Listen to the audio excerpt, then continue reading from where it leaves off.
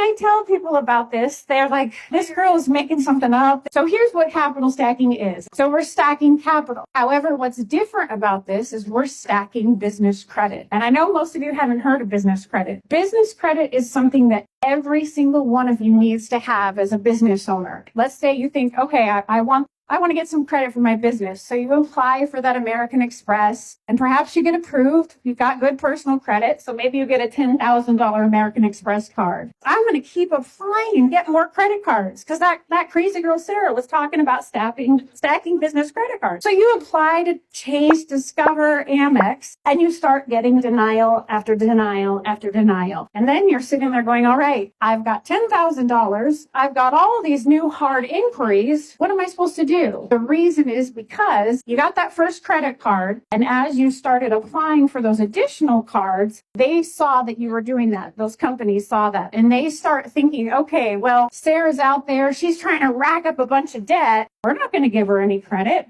No way. That's going to be a mistake. That's going to be high risk. So the way that capital stacking works, it's very unique. Every single credit card company pulls from a different credit bureau. So for example, Amex pulling from Experian, Chase pulling from TransUnion. They don't pull from all three credit bureaus. So the key and why capital stacking is so amazing, you apply strategically to the credit cards. You know which ones they are pulling from, and basically you're applying all at once so that one doesn't see the other. Kind of like a game of hide and seek, but you're doing it with business credit. The reason why that's so amazing is each time they review that application, they're seeing, hey, Joe doesn't have any other business credit. He has no other inquiries.